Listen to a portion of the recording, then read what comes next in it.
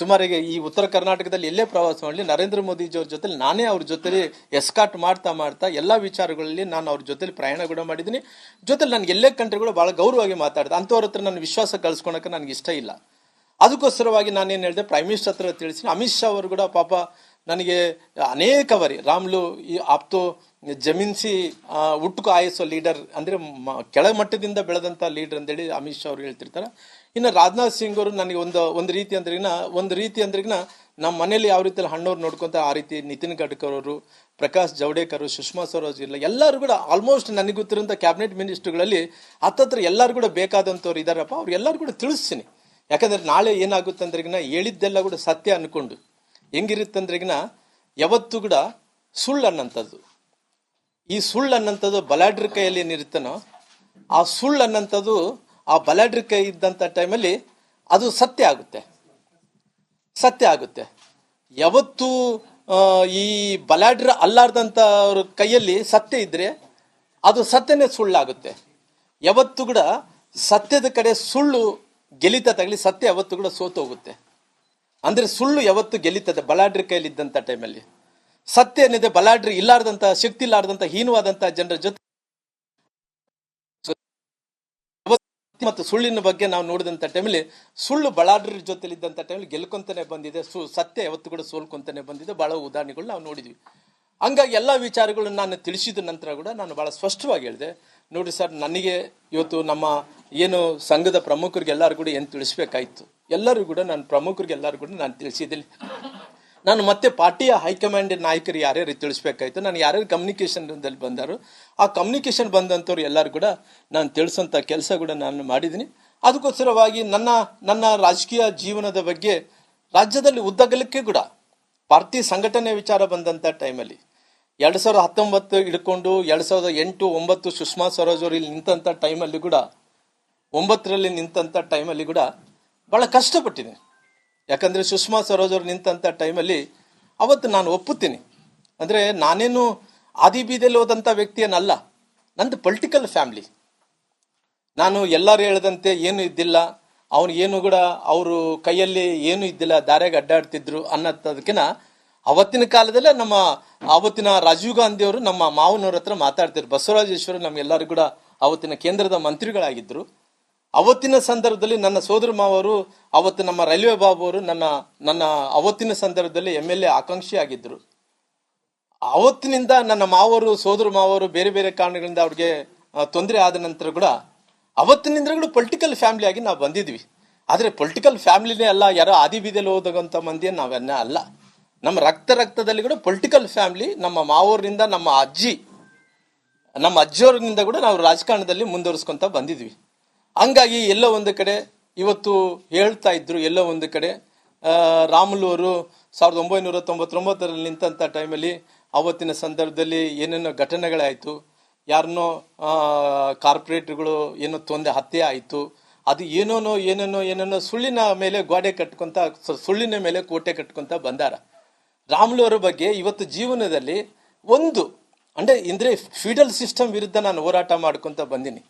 ಸುಮಾರು ಈ ಫೀಡಲ್ ಸಿಸ್ಟಮ್ ಅಂದ್ರಿಗಿನ ಯಾರ್ಯಾರು ದಬ್ಬಾಳಿಕೆ ಮಾಡ್ಕೊಂತಿರ್ತಾರೋ ಅವ್ರ ವಿರುದ್ಧವಾಗಿ ಎಲ್ಲ ಕೂಡ ನಾನು ಹೋರಾಟ ಮಾಡ್ಕೊಂತ ಬಂದಿದ್ದೀನಿ. ಯಾವತ್ತು ಕೂಡ ಬಡವ್ರಿಗೆಲ್ಲ ಅನ್ಯಾಯ ಆಗೋದನ್ನ ಅಲ್ಲಿ ನಿಂತಿದ್ದೀನಿ. ಇವತ್ತು ಬಡವ್ರಿಗೆ ಅನ್ಯಾಯ ಆದಂಥ ಟೈಮ್ ನಿಂತು ಗಟ್ಟಿಯಾಗಿ ಫೀಡಲ್ ಸಿಸ್ಟಮ್ ವಿರುದ್ಧ ಹೋರಾಟ ಮಾಡಿ ಬಡವರಿಗೆ ನ್ಯಾಯವನ್ನು ಕೊಡಿಸಂತ ವಿಚಾರವನ್ನು ಮಾಡಿ ಇಲ್ಲಿ ತನಕ ನಾನು ಬಂದಿದ್ದೀನಿ. ಅನೇಕ ಬಳ್ಳಾರಿ ನಗರದಲ್ಲಿ ಹೋದ್ರೆ ರಾಮುಲು ಅವರು ಇವತ್ತು ಹೋರಾಟದಿಂದ ಮೇಲೆ ಬಂದಂತನಾಗ್ಲಿ, ಯಾರೇ ಆಶೀರ್ವಾದದಿಂದ, ಯಾರೋ ಕೃಪಾ ಕಟಾಕ್ಷದಿಂದ ಮೇಲೆ ಬಂದಂತ ಅಲ್ಲ ನಾನು.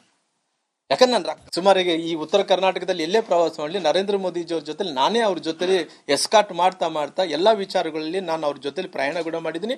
ಜೊತೆಲಿ ನನಗೆ ಎಲ್ಲೇ ಕಂಡ್ರೆ ಕೂಡ ಭಾಳ ಗೌರವವಾಗಿ ಮಾತಾಡ್ದೆ. ಅಂಥವ್ರ ಹತ್ರ ನನ್ನ ವಿಶ್ವಾಸ ಕಳ್ಸ್ಕೊಳಕ್ಕೆ ನನಗೆ ಇಷ್ಟ ಇಲ್ಲ.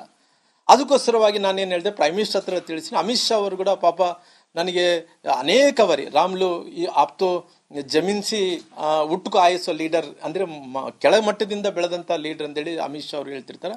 ಇನ್ನು ರಾಜನಾಥ್ ಸಿಂಗ್ ಅವರು ನನಗೆ ಒಂದು ರೀತಿ ಅಂದ್ರಿಗಿನ ನಮ್ಮ ಮನೇಲಿ ಯಾವ ರೀತಿ ಹಣ್ಣವ್ರು ನೋಡ್ಕೊಂತ ಆ ರೀತಿ ನಿತಿನ್ ಗಡ್ಕರಿ ಅವರು, ಪ್ರಕಾಶ್ ಜಾವಡೇಕರ್, ಸುಷ್ಮಾ ಸ್ವರಾಜ್ ಇಲ್ಲ, ಎಲ್ಲರೂ ಕೂಡ ಆಲ್ಮೋಸ್ಟ್ ನನಗೆ ಗೊತ್ತಿರೋಂಥ ಕ್ಯಾಬಿನೆಟ್ ಮಿನಿಸ್ಟರ್ಗಳಲ್ಲಿ ಹತ್ತತ್ರ ಎಲ್ಲರೂ ಕೂಡ ಬೇಕಾದಂಥವ್ರು ಇದ್ದಾರಪ್ಪ. ಅವ್ರು ಎಲ್ಲರೂ ಕೂಡ ತಿಳಿಸ್ತೀನಿ. ಯಾಕಂದ್ರೆ ನಾಳೆ ಏನಾಗುತ್ತೆ ಅಂದ್ರಿಗಿನ ಹೇಳಿದ್ದೆಲ್ಲ ಕೂಡ ಸತ್ಯ ಅನ್ಕೊಂಡು ಹೆಂಗಿರುತ್ತಂದ್ರಿಗಿನ ಯಾವತ್ತೂ ಕೂಡ ಸುಳ್ಳು ಅನ್ನಂಥದ್ದು, ಈ ಸುಳ್ಳು ಅನ್ನಂಥದ್ದು ಬಲಾಢ್ರ ಕೈಯಲ್ಲಿ ಏನಿರುತ್ತನೋ ಆ ಸುಳ್ಳು ಅನ್ನೋಂಥದ್ದು ಆ ಬಲಾಢ್ರ ಕೈ ಇದ್ದಂಥ ಟೈಮಲ್ಲಿ ಅದು ಸತ್ಯ ಆಗುತ್ತೆ. ಸತ್ಯ ಆಗುತ್ತೆ. ಯಾವತ್ತು ಈ ಬಲಾಢ್ರ ಅಲ್ಲಾರ್ದಂಥವ್ರ ಕೈಯಲ್ಲಿ ಸತ್ಯ ಇದ್ರೆ ಅದು ಸತ್ಯನೇ ಸುಳ್ಳಾಗುತ್ತೆ. ಯಾವತ್ತು ಕೂಡ ಸತ್ಯದ ಕಡೆ ಸುಳ್ಳು ಗೆಲಿತ ತಗಲಿ, ಸತ್ಯ ಯಾವತ್ತು ಕೂಡ ಸೋತು ಹೋಗುತ್ತೆ. ಅಂದ್ರೆ ಸುಳ್ಳು ಯಾವತ್ತು ಗೆಲಿತದೆ ಬಲಾಢ್ರ ಕೈಯಲ್ಲಿ ಇದ್ದಂಥ ಟೈಮಲ್ಲಿ. ಸತ್ಯ ಏನಿದೆ ಬಲಾಢ್ರ ಇಲ್ಲಾರ್ದಂಥ, ಶಕ್ತಿ ಇಲ್ಲಾರ್ದಂಥ, ಹೀನವಾದಂಥ ಜನರ ಜೊತೆ ಮತ್ತು ಸುಳ್ಳಿನ ಬಗ್ಗೆ ನಾವು ನೋಡಿದಂಥ ಟೈಮಲ್ಲಿ ಸುಳ್ಳು ಬಲಾಢ್ರ ಜೊತೆಲಿ ಇದ್ದಂಥ ಟೈಮಲ್ಲಿ ಗೆಲ್ಕೊಂತಾನೆ ಬಂದಿದೆ, ಸತ್ಯ ಯಾವತ್ತು ಕೂಡ ಸೋಲ್ಕೊಂತಾನೆ ಬಂದಿದೆ. ಬಹಳ ಉದಾಹರಣೆಗಳು ನಾವು ನೋಡಿದ್ವಿ.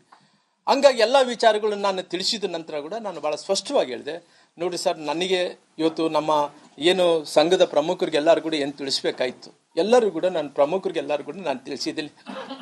ನಾನು ಮತ್ತೆ ಪಾರ್ಟಿಯ ಹೈಕಮಾಂಡ್ ನಾಯಕರು ಯಾರ್ಯಾರು ತಿಳಿಸ್ಬೇಕಾಯ್ತು, ನಾನು ಯಾರ್ಯಾರು ಕಮ್ಯುನಿಕೇಷನ್ದಲ್ಲಿ ಬಂದಾರು ಆ ಕಮ್ಯುನಿಕೇಷನ್ ಬಂದಂಥವ್ರು ಎಲ್ಲರೂ ಕೂಡ ನಾನು ತಿಳಿಸೋಂಥ ಕೆಲಸ ಕೂಡ ನಾನು ಮಾಡಿದ್ದೀನಿ.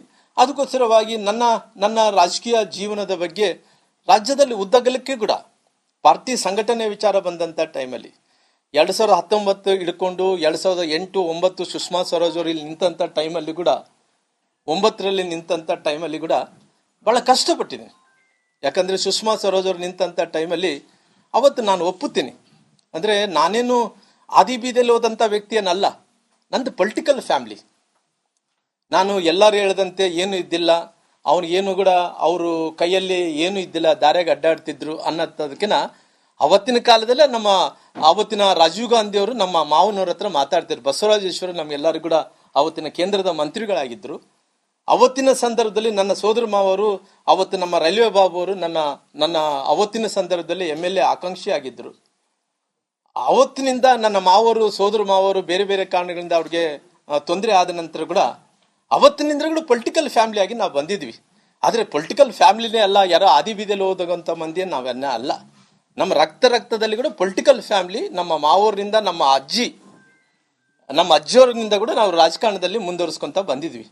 ಹಂಗಾಗಿ ಎಲ್ಲೋ ಒಂದು ಕಡೆ ಇವತ್ತು ಹೇಳ್ತಾ ಇದ್ರು, ಎಲ್ಲೋ ಒಂದು ಕಡೆ ರಾಮುಲು ಅವರು 1999ರಲ್ಲಿ ನಿಂತಂಥ ಟೈಮಲ್ಲಿ ಅವತ್ತಿನ ಸಂದರ್ಭದಲ್ಲಿ ಏನೇನೋ ಘಟನೆಗಳಾಯಿತು, ಯಾರನ್ನೋ ಕಾರ್ಪೊರೇಟ್ಗಳು ಏನೋ ಹತ್ಯೆ ಆಯಿತು, ಅದು ಏನೇನೋ ಸುಳ್ಳಿನ ಮೇಲೆ ಗೋಡೆ ಕಟ್ಕೊಂತ, ಸುಳ್ಳಿನ ಮೇಲೆ ಕೋಟೆ ಕಟ್ಕೊಂತ ಬಂದಾರ.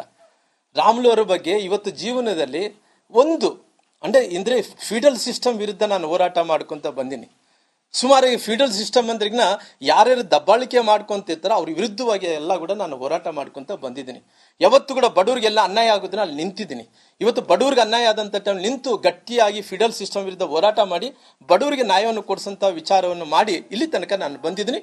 ಅನೇಕ ಬಳ್ಳಾರಿ ನಗರದಲ್ಲಿ ಹೋದ್ರೆ ರಾಮುಲು ಅವರು ಇವತ್ತು ಹೋರಾಟದಿಂದ ಮೇಲೆ ಬಂದಂತನಾಗಲಿ, ಯಾರೇ ಆಶೀರ್ವಾದದಿಂದ, ಯಾರೋ ಕೃಪಾ ಕಟಾಕ್ಷದಿಂದ ಮೇಲೆ ಬಂದಂತ ಅಲ್ಲ ನಾನು. ಯಾಕಂದ್ರೆ ನಾನು